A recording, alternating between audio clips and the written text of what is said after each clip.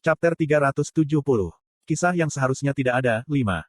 3 bulan telah berlalu sejak akhir Perang Iblis Hebat. Perang ini telah selamanya mengubah keyakinan, budaya, nilai-nilai, dan cara hidup orang di seluruh dunia. Karena peristiwa ini memiliki pengaruh sebesar, perubahan besar, dunia bergerak dengan kerjasama dan rekonsiliasi yang melampaui batas. Ini karena mereka masih berbagi musuh bersama di Kejahatan Baru, dan Iblis, Leraje, dan Fasago. Di sisi lain, seolah-olah untuk mencerminkan suasana internasional yang damai ini, di sini di Provinsi Gyeongsang Utara Korea, banyak bangunan apartemen berbaris di sebuah kompleks. Mereka adalah bagian dari Healing City, dibuat di bawah sponsor dari Yayasan Amal Kertas Berwarna, di mana Yi Byul adalah pemimpinnya. Di ratusan gedung apartemen ini, puluhan ribu korban perang tinggal. Di sekeliling mereka ada rumah sakit, sekolah, toko serba ada, taman bermain, dan lainnya. Tanah seluas 10 km persegi ini dulunya adalah hutan yang hanya dihuni oleh monster. Sekarang, itu telah berubah menjadi kota kesejahteraan yang dihuni oleh 100.000 anak-anak dan 30.000 orang dewasa untuk merawat mereka. Kekayaan menakutkan Yi Byul benar-benar mendanai seluruh kota. Ahaha, kalau begitu, apakah mungkin untuk melihat kepala yayasan? Namun, hiena secara alami berbondong-bondong mencari uang. Pengusaha yang tak terhitung jumlahnya berkumpul untuk bertemu orang yang sendirian memiliki triliunan won Korea.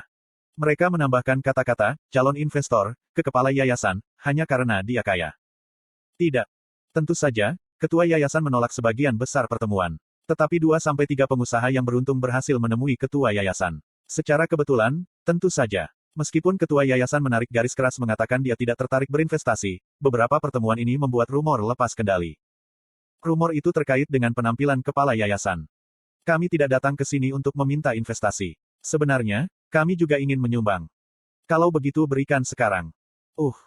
Karena itu, Drun memperlakukan seorang putra chaebol muda dengan dingin. Pria yang mengenakan setelan bisnis mewah adalah Sim Hawon. Sebagai penerus Binjung Corporation, ia akan menerima perawatan yang sesuai di sebagian besar tempat. Tapi di tempat ini, dia bukan orang luar biasa. Tentu saja, mengingat statusnya, Drun bukan satu-satunya yang keluar untuk menyambutnya. Yi Yuri, yang adalah tunangannya, ada di sebelahnya. Petik 2. Yah, aku juga berharap begitu. Direktur Kim. Petik 2. Direktur Kim memberi Sim Hawon cek, dan Sim Hawon menunjukkannya kepada Drun. Meskipun cek itu untuk jumlah astronomi dengan 9 nol, Drun tidak peduli. Lagi pula, kepala yayasan memiliki cukup kekayaan untuk membeli bisnis orang ini dan memiliki lebih dari cukup sisa. Bagaimana itu? Saya mendengar bahwa yayasan kertas berwarna telah penuh vitalitas akhir-akhir ini, jadi kami menyiapkan ini. Saya berpikir. Terima kasih gelombang. Pada saat itu, Yi Yuri, yang tetap diam sampai sekarang, tiba-tiba naik. Dia tersenyum cerah, lalu mengambil cek dari tangan Sim Hawon. Apa? Sim Hawon mengedipkan matanya dan menatap Yi Yuri. Sementara itu, Drun memujinya dengan tatapannya. Yi Yuri berbicara saat dia memasukkan cek ke sakunya. Kami akan memanfaatkannya dengan baik. Kami berpikir untuk mendapatkan lebih banyak obat, Anda tahu. Petik 2. Sebagai catatan, Drun dan Yi Yuri adalah kepala keamanan, guru, dan dokter secara bersamaan. Mereka telah mencapai usia dewasa dan menjadi seseorang yang bisa mendukung orang lain sambil mengandalkan satu sama lain. Yah, kuhum. Sim Hawon batuk kering. Dia melawan keinginan kuat untuk meludahkan, bocah sombong kecil. Lalu bisakah aku melihatnya? Kepala yayasan, maksud saya. Petik 2. Drun menertawakan pertanyaan ini sebelum menjawab. Petik 2. Kita akan memikirkannya. Suaranya penuh dengan main-main dan sedikit kenakalan. Lagi pula, ceknya memiliki 9-0S. Setelah menyelinap pergi dari Sim Hawon, Drun memanjat bukit kecil di belakang area perumahan. Langit yang begitu biru sehingga tampak seperti dicat dan rumput hijau yang berayun dengan angin sepoi-sepoi. Dia melihat seorang wanita dengan rambut panjang dan tergerai di tengah-tengah pemandangan alam yang indah ini. Dia berlutut di depan batu nisan, menatapnya lekat-lekat. Rambutnya yang hitam berkibar-kibar di udara seperti awan. Garis rahangnya yang ramping, hidung tinggi, sepasang mata yang bersinar dengan cahaya hitam, dan bulu matanya yang tebal dan indah. Sepertinya dia langsung keluar dari sebuah lukisan. Drun berjalan dan duduk di sebelahnya. Mengapa kamu menatap batu nisan ini setiap hari? Dia memiringkan kepalanya sedikit. Dia tetap diam, seolah-olah dia sedang memikirkan sesuatu, sebelum menggelengkan kepalanya. Petik 2. Tidak setiap hari. Ini praktis setiap hari. Angin sepoi-sepoi bertiup. Dia berbicara sambil meluruskan rambut yang terus berkibar di udara. Siapa tahu? Orang ini sudah mati. Dia juga orang jahat. Petik 2. Drun tidak bisa mengerti mengapa dia begitu terikat pada batu nisan ini membawa nama Yi Yeonjun. Tidak peduli seberapa banyak dia memikirkannya, dia tidak bisa mengerti. Apakah dia bisa jika dia bertambah tua? Wanita itu tersenyum tipis dan menggelengkan kepalanya. Bukan orang ini. Saya mencari orang lain. Petik 2. Dan siapa itu? Aku tidak tahu. Drun mengerutkan alisnya dan menatapnya. Namun, dia berbicara dengan lembut dengan keyakinan. Tapi aku akan segera mencari tahu. Bagaimanapun juga, menemukan seseorang adalah spesialisasi saya. Petik 2. Apa? Ya, aku akan segera ingat. Saya yakin saya akan melakukannya. Tanpa keraguan. Bicara, Drun menatapnya, Yi Byul. Seolah dia benar-benar telah berpisah dari masa lalunya, dia telah berubah terlalu banyak. Tidak peduli betapa kasarnya dia padanya, dia tidak bereaksi. Dia hanya tersenyum lembut. Meskipun wajahnya menegang sesaat ketika dia menjentikkan dahinya, dia masih tersenyum seperti orang bodoh dan mengatakan itu baik-baik saja. Tentu saja, ini hanya hukuman untuk permainan yang mereka mainkan. Drun tidak membenci bos baru ini. Tentu saja, itu akan bohong jika dia mengatakan dia tidak melewatkan masa lalu sama sekali, tetapi dia tahu mereka tidak bisa kembali ke masa lalu. Kalau begitu, biarkan aku mencobanya juga. Drun tersenyum main-main dan menatap batu nisan itu. Bos tersenyum tipis dan menawarinya tempat duduk. Itu dulu. Ahaha, gelombang ini dia. Aigo, akhirnya aku menemukanmu. Petik 2. Sebuah suara yang jelas membengkak dari belakang dan memasuki telinga mereka. Drun pura-pura terkejut dan melihat ke belakang. Pengganti Binjung Corporation, Sim Hawon, sedang berjalan menaiki bukit. Yi Byul berbicara. Drun, apakah kamu membawanya ke sini? Tidak, aku tidak akan pernah. Dia pasti datang ke sini sendirian. Tapi bagaimana caranya? Apakah dia memiliki intuisi yang baik? Petik 2. Drun melonjak dan berjalan mendekati pria itu. Dia berencana untuk mengusirnya. Namun, pria itu sudah melihat Yi Byul, dan seluruh tubuhnya menjadi kaku. Dia menatap Yi Byul dengan linglung. Kemudian, dia bergumam dengan suara singkat. Petik 2. Jadi rumor itu tidak salah. Tuhanku, bagaimana bisa ada yang begitu indah? Namun, Yi Byul tidak memberinya kesempatan untuk menyelesaikannya. Bayangannya terbentang dalam bentuk tentakel. Itu melilit pinggang pria linglung itu dan menyeretnya pergi. Wah. Oh, sepertinya Nunaku belum kehilangan sentuhannya. Tempat ini terlarang bagi non-administrator. Dia pasti tidak membaca tanda itu. Saya mengirimnya ke sana agar dia bisa membacanya. Petik 2. Memalingkan muka dari pria yang berteriak itu, Yi Byul berbalik ke batu nisan. Seseorang yang lebih penting dari Yi Yeonjun. Untuk mencarinya, mengingat namanya, dia mulai berpikir sekali lagi. Di Dongjak Gu Hekseok Dong Seul adalah rumah besar yang dibangun secara pribadi oleh Yoyonha. Itu cukup besar dan mewah dari luar. Tapi mengingat kekayaan Yoyonha, itu agak sederhana. Di kamar utama mansion ini, Yoyonha mendengarkan rekaman yang direkam Hasan I Sabah tadi malam. Ekstensi selat sudah terlalu besar. Kita seharusnya menindas mereka ketika kita bisa. Tapi itu tidak masalah sekarang. Mereka akan segera jatuh dari kasih karunia. Suara Kim Sukoi terdengar. Bagaimana Anda bisa yakin? Ini adalah suara Yi Yuko. Bagaimana? Dengan berbagai cara, pahlawan mereka tiba-tiba membunuh warga sipil, jin ada di tengah-tengah pahlawan mereka yang berafiliasi, korupsi dalam obat-obatan baru esensial farmasi, dan seterusnya. Ada jin di antara pahlawan mereka. Hahaha, teman, kapan kamu begitu naif? Jika tidak ada, kita harus membuatnya. Anjing-anjing pemburu baru yang saya temukan membuat kontak dengan kejahatan baru. Dengan menggunakannya, kita harus bisa menghadapinya dengan mudah, sama seperti terakhir kali. Saat Kim Sukoi mengatakan ini, sebuah suara baru memotong. Tanda hubung. Esensi selat tidak akan mudah. Terutama wanita muda itu, Yoyonha. Itu bukan Yi Yuko. Suara ini milik kekuatan di balik tirai, Yo Jangwon. Kim Sukoi memotong lagi.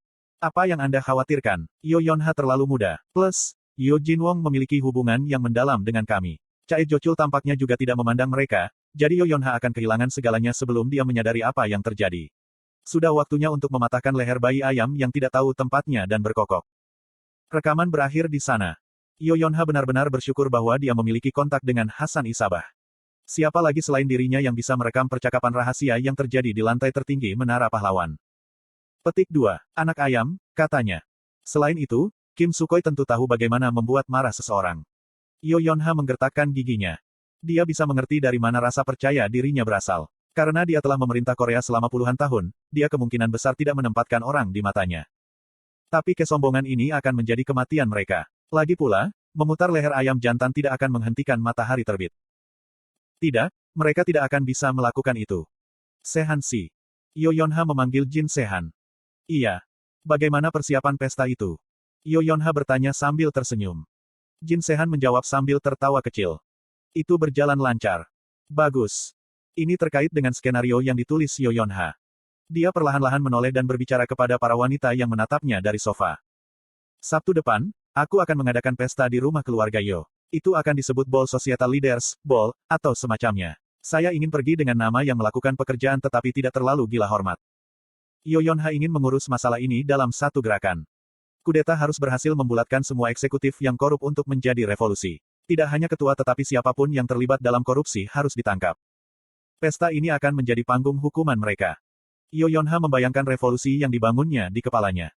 Sementara mereka menikmati pesta itu, peluit-peluit Yu Jinwong akan mengungkapkan korupsi asosiasi kepada dunia. Bahkan jika eksekutif entah bagaimana menemukan dan mencoba melarikan diri dari rumah itu, mereka akan segera ditangkap. Alasannya agak jelas. Chameleon Troupe akan memainkan peran penting. Sebagai anjing pemburu Chai Jochul dan asosiasi di masa lalu, mereka akan mengekspos kejahatan yang dilakukan oleh Kim Sukhoi dan eksekutif korup. Didorong ke sudut, Kim Sukhoi mungkin memanggil si jahat baru atau anjing pemburu barunya. Apapun itu, pahlawan generasi Island, Kim Suho, Yun Seng-ah, Del, akan menekan mereka. Itu adalah rencana yang sempurna. Tampaknya tanpa cacat selama dia tidak membiarkannya lengah. Tapi ada satu hal yang dia khawatirkan, Yu Jinwong. Itu adalah ayahnya. Dia sudah berbicara dengan ayahnya.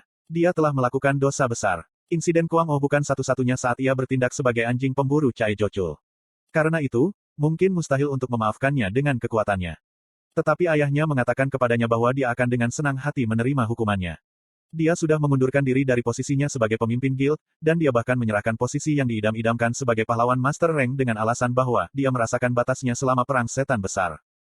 Karena itu, dia tidak bisa gagal. Dia harus berhasil dan menebus kesalahan. Yo Yonha berbicara dengan tekad. Bagikan surat undangan, hanya untuk 300 orang dalam daftar. Karena mereka dapat membawa 2 orang, sekitar 900 orang akan berpartisipasi. Petik 2. Dicahami. Tempatkan para pahlawan kita di sekitar mansion. Konfirmasikan surat undangan semua orang sebelum membiarkan mereka masuk, dan begitu mereka melakukannya, jangan biarkan mereka pergi lagi. Petik 2. Ya tentu saja. Jangan lupa memastikan, manipulasi elektronik, berfungsi. Mengganggu mereka tidak akan berhasil. Kita perlu memastikan bahwa internet yang mereka lihat berbeda dari yang kita tahu. Untuk itu, Anda harus mengatur stasiun penyiaran dan stasiun pangkalan. Anda tidak perlu khawatir tentang biayanya. Jangan ragu untuk menggunakan sebanyak yang Anda inginkan. Petik 2. Dicahami. Saya akan melakukan apa yang Anda katakan. Dengan itu, Yo Yonha mengakhiri jalur komunikasi. Kemudian, dia menoleh kedua wanita yang duduk di sofa. Pesta besar akan diadakan. Jawaban yang memuaskan terdengar. Hehehe gelombang hebat gelombang aku penggemar pesta gelombang. Itu Jain. Jin Seyeon juga duduk di sebelahnya. Berbeda dengan Jain yang tersenyum cerah, Jin Seyeon tampak tenggelam dalam pikirannya. Jain bertanya. Apakah Yun Seng-ah datang juga gelombang? Mungkin. Hang, saya tidak begitu baik dengannya. Petik 2. Tidak akankah kamu disamarkan? Aku tidak tahu caranya, tapi dia bisa melihat penyamarku gelombang. Keng gelombang Jain merentangkan tangan dan kakinya. Kemudian, dia bergumam dengan suara lelah. Ini menarik gelombang sangat sempurna sebagai misi terakhir Chameleon Troupe gelombang. Senyum pahit muncul di wajahnya. Rencana itu berjalan dengan lancar. Pesta VVVVVVIP yang diselenggarakan Yo Yonha sudah menjadi peristiwa penting di kalangan elit masyarakat. Meskipun elit di antara elit seperti Chai Nayun diundang secara pribadi, elit biasa berada dalam posisi mengemis yang diundang. Bagaimanapun, hanya 300 orang yang diundang, dengan masing-masing undangan hanya mampu membawa 2 tamu. Jonghak bilang dia tidak akan datang. Chai Nayun menerima pesan Yo Yonha dari Hanoknya. Meskipun Shin Jonghak mengatakan dia tidak akan datang, dia tidak khawatir. Mengetahui kepribadiannya, ia kemungkinan menunggu hingga saat penting untuk muncul dan mencuri perhatian. Apapun, sekarang adalah waktu untuk fokus pada dirinya sendiri. Chai Nayun mematikan jam tangannya dan mengambil napas dalam-dalam. Di depannya ada sebuah pintu, jenis geser terbuat dari kayu. Di luar itu adalah kakeknya, yang memiliki terlalu banyak dosa. Chai Nayun punya sesuatu untuk dikatakan padanya. Dia telah menulis apa yang harus dikatakan untuk mempraktikkannya puluhan kali.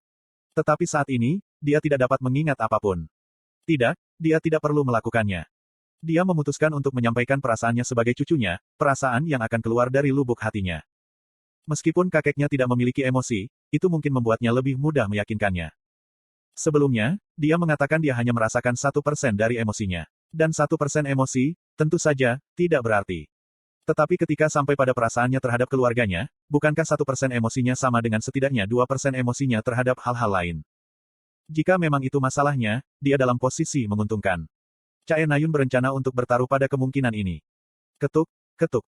Chai Nayun mengetuk pintu. Setelah sekitar 3 detik, suara kuas yang diletakkan terdengar. Apakah kakeknya berlatih kaligrafi? Itu pasti Nayun. Iya. Apa yang kamu lakukan di sini? Suaranya hangat tetapi membawa sesuatu yang lain. Chai Nayun mengepalkan tinjunya dan berbicara setelah menarik napas. Ada yang harus kukatakan, kakek. Ho, benarkah begitu? Cae Jocul berbicara seperti kakek normal, yang bangga pada cucunya karena datang menemuinya. Lalu masuk.